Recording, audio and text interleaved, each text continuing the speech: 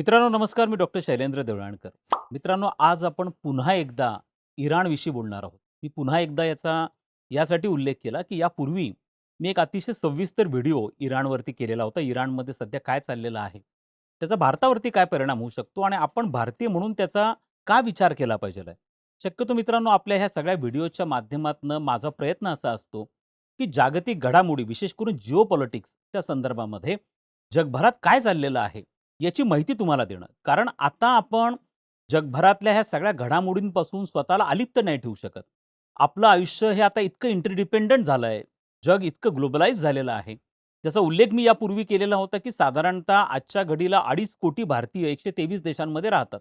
त्यात तुमचे नातेवाईक सुद्धा अनेक परदेशामध्ये राहू शकत असतील. त्यामुळे तो तर एक कन्सर्न आहे. पण तुमच्या ज्या डेली रिक्वायरमेंट्स आहेत, म्हणजे अगदी तुमच्या पेट्रोल डिझेलची रिक्वायरमेंट असेल, आमच्या शेतकऱ्यांना मिळणारा युरिया असेल, या सगळ्यांचा वरती परिणाम जो होतो, हा आंतरराष्ट्रीय घडामोडींचा होत असतो. कारण ही एक एकूणच सप्लाय चेन जी आहे, ही याच्यामुळे डिस्टर्ब होत असते. त्यामुळे आपण ह्या सगळ्या घडामोडी अतिशय सोप्या भाषेमध्ये समजून घेण्याचा प्रयत्न आपल्या ह्या व्हिडिओच्या माध्यमातून करत असतो.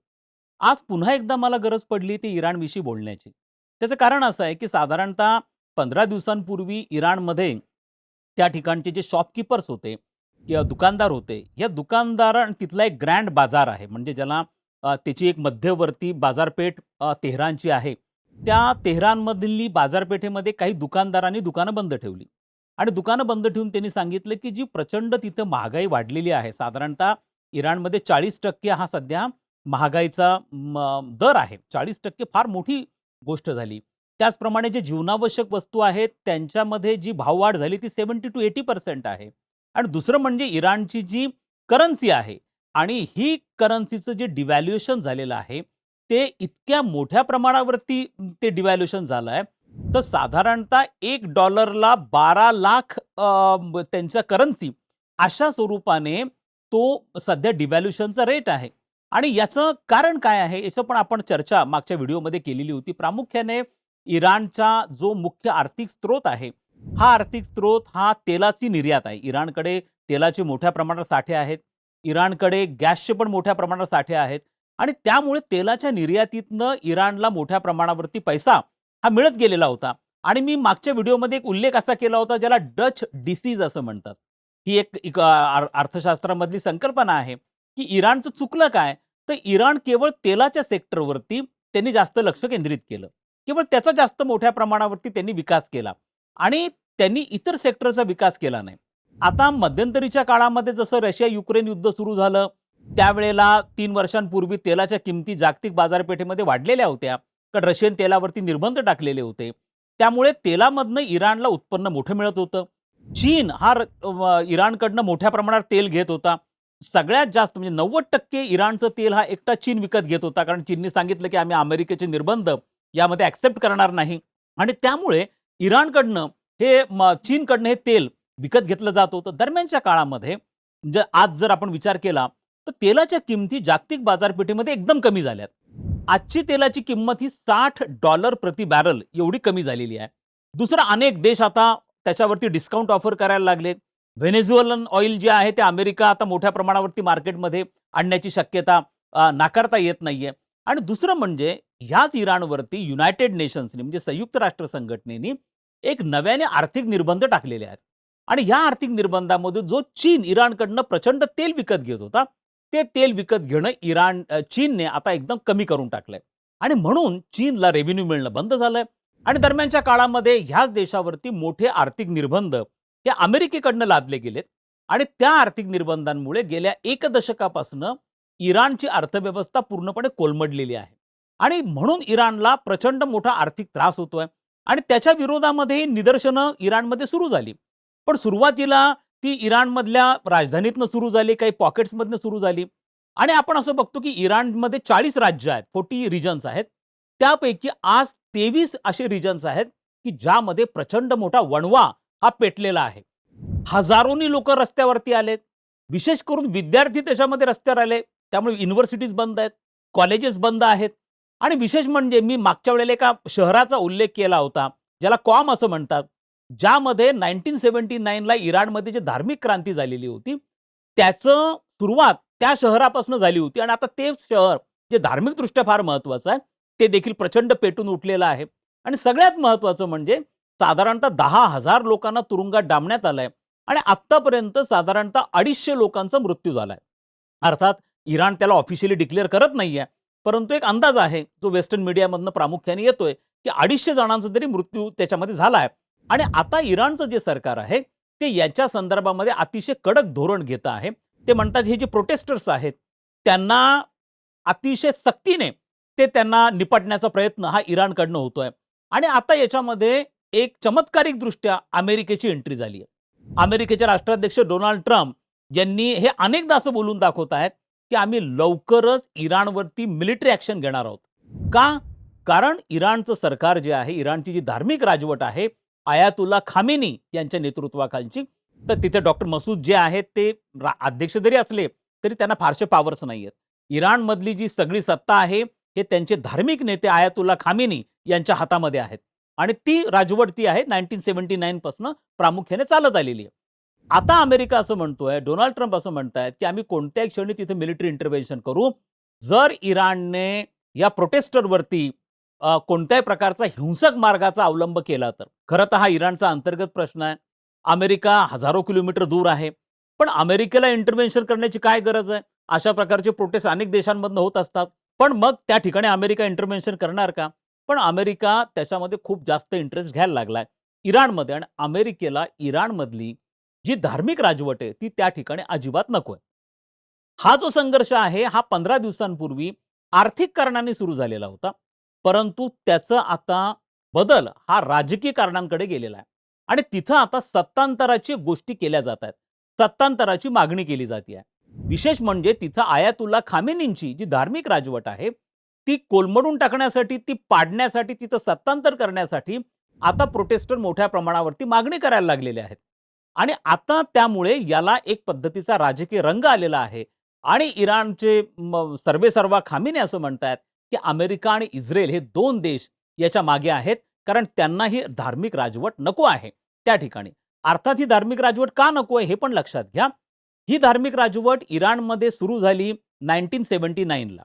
1979 म्हणजे 1979. त्याच्यापूर्वी त्या ठिकाणी शहा पहलवी म्हणून जो अमेरिका आणि युरोपियन देश पुरस्कृत एक राजा होता, जो पूर्वी सैनिक होता.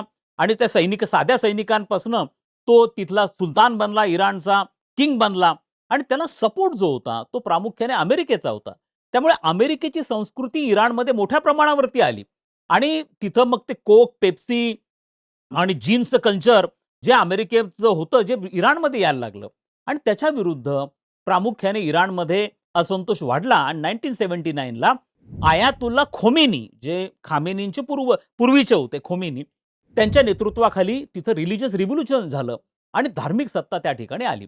1979 नंतर हे पूर्णपणे इंटॅक्ट होते. त्याच्यापूर्वी 2दा त्यांच्या विरोधामध्ये विरोध प्रदर्शन झाली. एक 2019 मध्ये झालं आणि एक 2022 मध्ये झालं. पण त्याची इंटेन्सिटी एवढी नव्हती.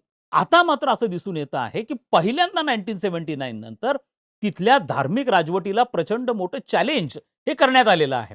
आणि खऱ्या अर्थाने सर्व्हायव्हलचा प्रश्न आता इराणसमोर उभा राहिलाय. खऱ्या अर्थाने ही धार्मिक राजवट आता टिकेल की नाही, अशा प्रकारचे प्रश्न निर्माण झालेले आहे.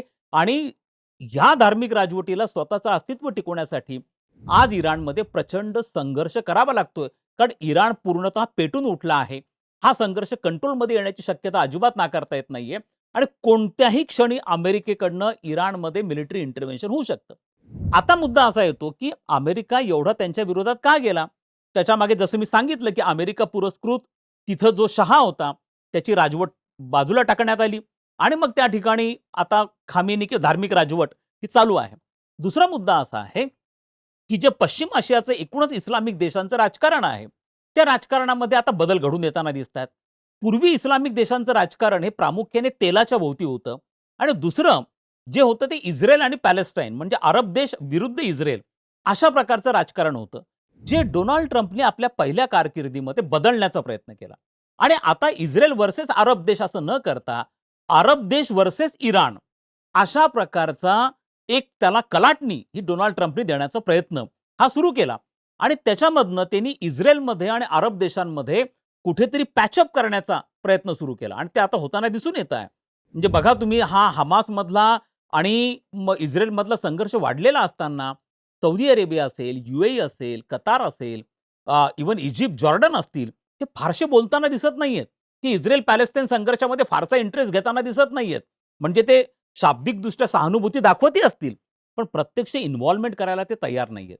आणि याच्यामागे डोनाल्ड ट्रम्पचं राजकारण पहिल्या टर्ममधलं 16 ते 20 मध्ये डोनाल्ड ट्रम्प पहिल्यांदा अमेरिकेचे राष्ट्राध्यक्ष होते. त्या काळातलं त्यांचं राजकारण हे प्रामुख्याने जबाबदार आहे. आता लक्षात घ्या, की इराणला अमेरिका व्हिलन ठरवण्याचा प्रयत्न करतोय. त्यासाठी त्याने ॲक्सिस ऑफ इव्हिल नावाचा शब्द देखील डोनाल्ड ट्रम्पनी यापूर्वी वापरलेला होता. आता अरब देशांना, इस्रायल सगट सगळ्यांना इराणच्या विरुद्ध एकत्र केलं जात आहे. कारण त्यांचं असं म्हणणं पडलंय, की एकूणच इस्लामिक देशांच्या आर्थिक विकासामध्ये इराण हा अडथळा आहे. कारण इराण पुरस्कृत जे काही संघटना आहेत, फॉर एक्झाम्पल हमास असेल, हिजबुल्ला असेल किंवा हौती असेल येमेनमधली, यांना इराण मोठ्या प्रमाणावरती लष्करी मदत करतो, नैतिक मदत करतो आणि त्यामुळे तिथला संघर्ष हा सातत्याने चालू राहतो. तो संघर्ष मिटत नाहीये. म्हणून हा संघर्ष जर तुम्हाला मिटवायचा असेल, ते इराणमध्ये रेजिम चेंज करणं गरजेचं आहे. ही धार्मिक राजवट जाणं गरजेचं आहे. आणि हा जो शहा पहलवी होता, त्याचा मुलगा रजा पहलवी, जो आता लंडनमध्ये आहे आणि त्याला परत आणण्याचा प्रयत्न अमेरिकेचा चालू आहे आणि पुन्हा एकदा तिथं रजा पहलवीचं राजवट निर्माण करण्याचा प्रयत्न चालू आहे. आणि त्यामुळे हा पुन्हा एकदा संघर्ष होतोय. मित्रांनो मित्रांनो आता मी एका कळीच्या मुद्द्याकडे येतो. जो कळीचा मुद्दा मी यापूर्वी पण माझ्या व्हिडिओजमधनं तुमच्यापुढे मांडण्याचा प्रयत्न केलाय, तो असा आहे, की एखाद्या देशामध्ये तिथं कोणीही शासन करावं हा त्या देशाचा अंतर्गत प्रश्न आहे. तिथली जनता त्या गोष्टीविषयी निर्णय घेईल. पण आता असं दिसून येतंय, की कोणतंही शासन एखाद्या देशामधलं जर ते अमेरिकेच्या धोरणांना पुरस्कृत नसेल, अमेरिकेच्या धोरणांना अनुकूल नसेल, तर हा देश त्या ठिकाणी सत्तांतर घडवून आणतो. त्या ठिकाणी अमेरिकेचं जे डीप स्टेट आहे, मग त्या डीप स्टेटमध्ये अमेरिकेचं पेंटागन, CIA पासनं त्यांचा एकूण अकॅडमिक वर्ल्ड देखील त्याच्यामध्ये इन्व्हॉल्व्ड होतं आणि मग त्या ठिकाणी सत्तांतरे घडवून आणलं जातं. सेम प्रकार तुम्ही व्हेनेझुएलामध्ये पाहिला. आता तो इराणच्या बाबतीमध्ये दिसून येतोय. मी जसा उल्लेख माझा मागे पण केला होता, की बांगलादेशमध्ये देखील आपला शेजारचा देश, जिथं 2024 मध्ये एक मोठा रिव्होल्ट झाला 5 ऑगस्ट 2024 ला.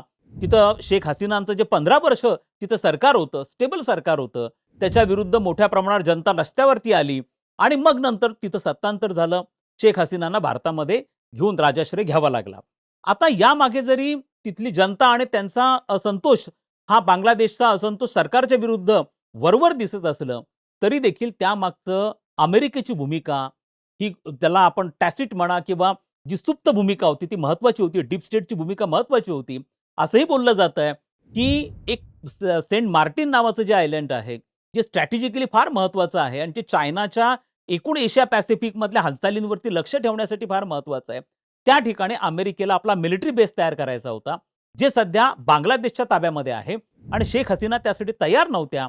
ते चायनाच्या जास्त जवळ जात होत्या आणि म्हणून तिथं सत्तांतर हे प्रामुख्याने घडून आणलेलं आपल्याला दिसून येतं किंवा त्याविषयी उघडपणे बोललं पण जातंय. सिमिलरली आज इराणमध्ये आयातुल्ला खामेनींचं सरकार हे अमेरिकेच्या धोरणांना पुरस्कृत नाहीये, अनुकूल नाहीये. त्यामुळे त्या ठिकाणी देखील बदल घडवून आणण्यासाठी अमेरिकेचं डीप स्टेट हे पूर्णपणे ॲक्टिव्ह झालंय. अर्थात हा प्रकार आत्ताच घडतोय का असं नाहीये. अशा सीरीज ऑफ इव्हेंट्स मी तुम्हाला सांगू शकेल, की अमेरिकेने इव्हन शीतयुद्धाच्या काळामध्ये 70 पेक्षा जास्त वेळा अशा पद्धतीने सत्तांतर घडवून आणण्याचे प्रयत्न केले. मी मागे उदाहरण तुम्हाला सद्दाम हुसेनचं पण दिलेलं होतं. इराकमध्ये सद्दाम हुसेनची जेव्हा राजवट होती, त्यावेळेला प्रामुख्याने त्याच्यावर आरोप करण्यात आला, की Saddam Hussein chemical weapons develop करतायत, विकसित करतायत आणि त्यामुळे अमेरिकेला धोका निर्माण होऊ शकतो.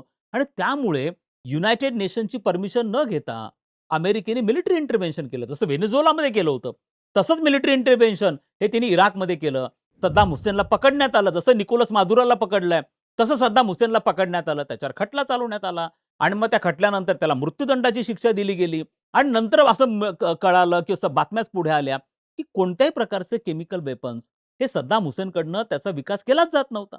त्यामुळे पण मात्र ते त्यांच्यासाठी अनुकूल नव्हतं. त्यांनी बदल घडवून आणला आणि हा जो प्रकार तुम्हाला जागतिक राजकारणात प्रभावी होताना दिसतोय, तो अतिशय धोक्याचा आहे. आणि मग तो जो नॅरेटिव्ह अमेरिकेकडनं तयार केला जातो डीप स्टेटकडनं आणि मग त्याच्या विरोधामध्ये सगळी रचना अमेरिका लावती आणि मग तिथं सत्तांतर घडवून आणते. असाच काहीसा प्रकार तुम्हाला इराणच्या बाबतीमध्ये हा प्रामुख्याने दिसून येतो आहे, की आज खामेनींची सत्ता त्या ठिकाणी अमेरिकेला नको आहे म्हणून अमेरिकेची इन्व्हॉल्वमेंट त्या ठिकाणी वाढतीये. अर्थात आपण त्याचा उल्लेख भारतामध्ये का करायचा? आपण इराणमधल्या घडामोडींचा भारतामध्ये विचार का करायचा? चर्चा का करायची? हे शेवटी फक्त मी तुम्हाला सांगतो, की इराणमध्ये जे शिया पंथीय म्हणजे इराण हा शिया पंथीय देश आहे आणि इराणचं लोकसंख्या साधारणतः 23 कोटी आहे. याच्यानंतर सेकंड हायेस्ट शिया पॉप्युलेशन हे भारतामध्ये आहे. म्हणजे इराणनंतर सगळ्याधिक जास्त शिया पंथीय भारतात राहतात. भारतामधलं शियापंथी पॉप्युलेशन साधारणतः 4.5 कोटींच्या आसपास आहे. ते कदाचित वाढलं असण्याची शक्यता आहे. आपल्याकडे 2011 मध्ये शेवटची जनगणना झाली. आता कदाचित नवीन आकडे पुढच्या जनगणनेनुसार बाहेर पण येतील. त्यामुळे जगामध्ये सेकंड हायेस्ट पॉप्युलेशन शियापंथीयांचं भारतामध्ये आहे. भारताबरोबर इराणचे ट्रॅडिशनल रिलेशन्स आहेत. अगदी जेव्हा आपल्याकडे इंडस सिव्हिलायझेशन होतं तेव्हापासून आहेत. इराण हा शब्द आर्य या शब्दापासून आलेला आहे. किंबहुना भारताला हिंदुस्तान हा जो हिंदू शब्द आहे, हा पर्शियन लँग्वेजमधनं आलेला आहे. आपले आणि त्यांचे व्यापारी संबंध अतिशय जुन्या काळापासून होते. ज्यावेळेला भारतात आर्य आले, त्याच वेळेला ते इराणमध्ये पण आर्य आलेले होते आणि त्याच्या संदर्भातले सबळ पुरावे हे आता प्राप्त झालेले आहेत.